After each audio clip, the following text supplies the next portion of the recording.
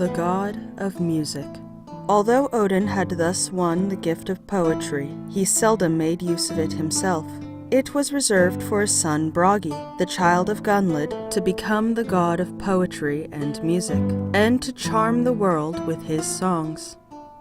White-bearded bard aged, Bragi his gold harp, sweeps and yet softer, stealeth the day. Viking Tales of the North by R.B. Anderson.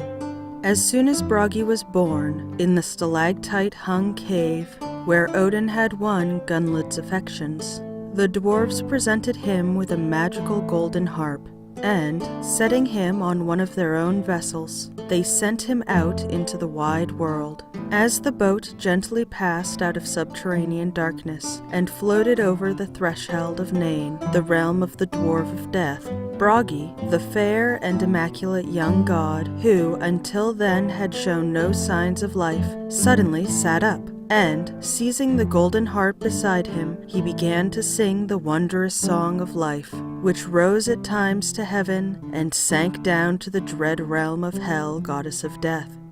Yggdrasil's ash is, of all trees, most excellent, and of all ships, Skidbaldnir, of the Aesir Odin, and of horses Sleipnir, Bifrost of bridges, and of Scalds, Bragi. Lay of Grimnir, Throp's translation. While he played, the vessel was wafted gently over sunlit waters, and soon touched the shore. Bragi then proceeded on foot, threading his way through the bare and silent forest, playing as he walked.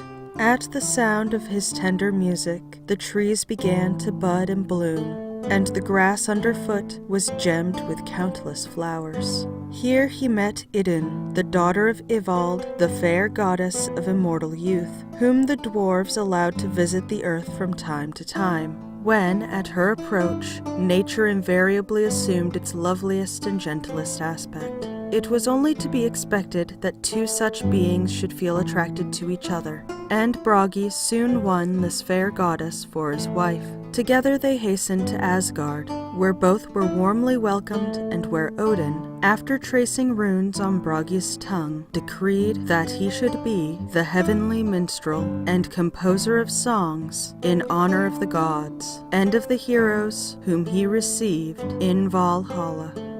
So that was the God of Music, the fourth section of Chapter 6 of Myths of the Norsemen by Helene A Guerber, Bragi.